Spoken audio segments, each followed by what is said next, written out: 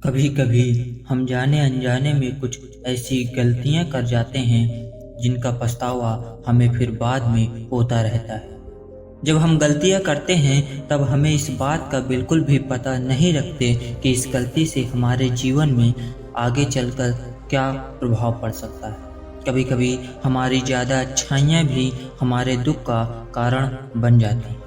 हमें पता ही नहीं चलता कि हम स्वयं ही अपने लिए खाई खोद रहे हैं। एक समय की बात है, एक नगर में एक युवक रहता था। युवक का परिवार बहुत ही गरीब था। उसके परिवार में आए दिन किसी न किसी बात को लेकर झगड़े चलते रहते थे। वह युवक इन झगड़ों से बहुत परेशान था।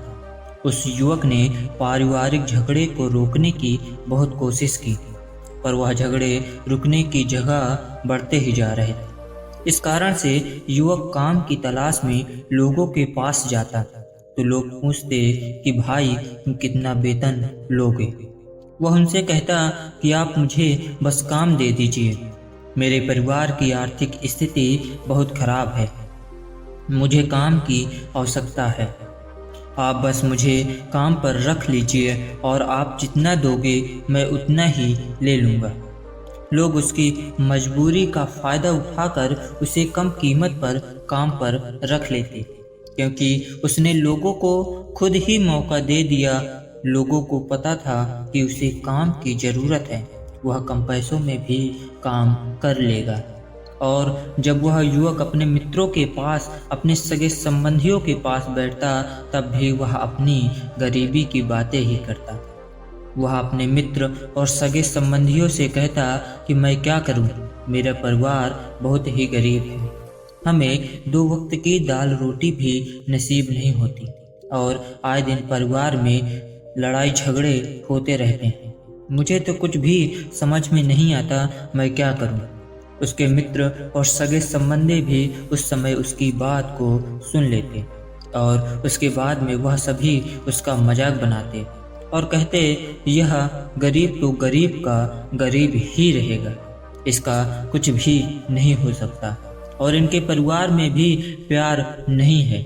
जब देखो एक दूसरे से लड़ते झगड़ते रहते हैं और यह हमारे पास बिना बात का रोना रोता है और खुद कुछ करता नहीं। जबकि वह बालक तो उनको अपना समझकर अपनी सारी समस्याएं उनको बता रहा था ताकि लोग उसकी मदद करें, लेकिन किसी ने उसकी मदद तो की ही नहीं। युवक जहां भी जाता सभी लोग उसका तिरस्कार करते, उसे गरीब कह कहकर पुकारते। कोई भी व्यक्ति उसे काम की पूरी कीमत नहीं देता। वह युवक दिन भर काम करता पर उसे कुछ ही पैसे मिलते, क्योंकि कोई भी उसकी मेहनत की पूरी कमाई नहीं देता था। अगर वह उनको कुछ कहता तो लोग उससे कह देते यह काम करना है तो करो, नहीं यहीं से चले जाओ। उस युवक को तो काम की जरूरत थी, इसलिए वो काम तो करता ही था। धीरे धीरे समय के साथ उस युवक की हालात बहुत खराब हो गई। सभी लोग उस युवक का इस्तेमाल करने लग गए, क्योंकि सबको पता चल चुका था कि वह युवक बहुत गरीब है, उनका कुछ नहीं बिगाड़ सकता और उसे पैसों की ज़रूरत है, काम तो करेगा ही। सभी नगरवासी उसका अपमान करते हुए उसे गरीब गरीब कहकर पुकारते हैं। इन सब बातों से वह युवक बहुत परेशान हो गया। उसे समझ ही नहीं आ रहा था कि आखिर उसके साथ यह सब क्या हो रहा है।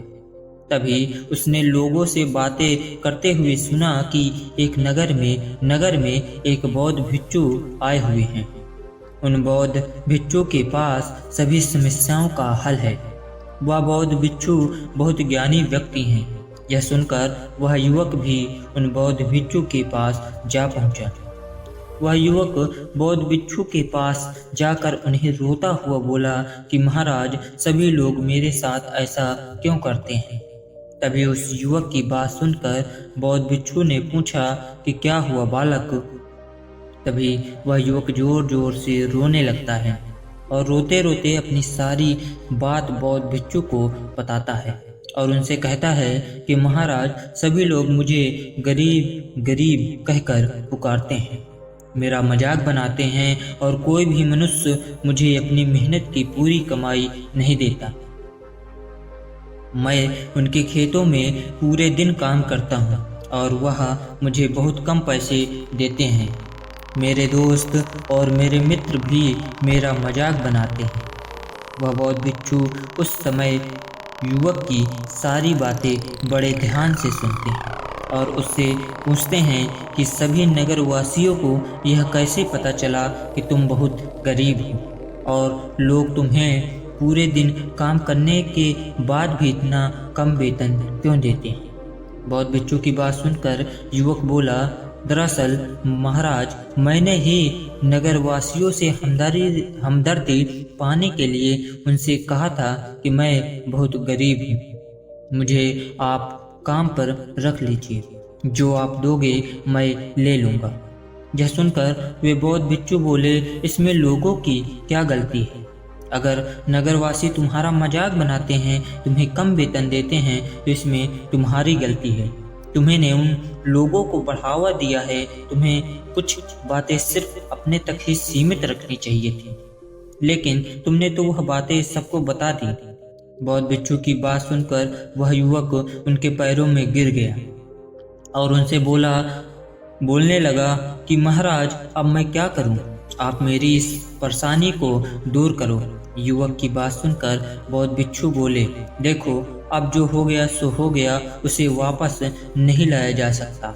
लेकिन आज मैं तुम्हें ऐसी 7 बातें बताऊंगा जो तुम्हें कभी भी किसी को नहीं बतानी चाहिए, सिर्फ अपने तक ही सीमित रखनी चाहिए, चाहे फिर वह तुम्हारा मित्र ही क्यों न हो या कोई सगा संबंधी ही क्यों न हो। तुम्हें यह बातें किसी को नहीं बतानी चाहिए।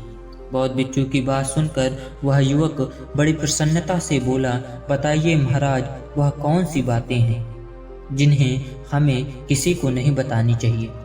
फिर बौद्ध भिक्षु ने बताया, वह 7 बातें इस प्रकार हैं। पहली बात, अपनी अतीत की गलतियां और भविष्य की रणनीतियां कभी भी दूसरे को नहीं बतानी चाहिए। दूसरी बात, अपनी घर की बातें भी किसी को नहीं बतानी चाहिए। तीसरी बात, अपनी आमदनी का स्रोत क्या है उसे भी किसी को नहीं बतानी चाहिए। चौथी बात, अपनी कमजोरी और अपनी ताकत भी किसी को नहीं बतानी चाहिए। 5वीं बात, अपने मित्र और अपने शत्रु भी किसी को नहीं बतानी चाहिए। और 6ठा बात, अपने द्वारा किया गया दान भी किसी को नहीं बताना चाहिए। 7वीं बात, कभी भी अपनी सफलता का रहस्य किसी ऐसे व्यक्ति को न बताना जिसका अनुसरण करके वह असफल व्यक्ति हो जाए।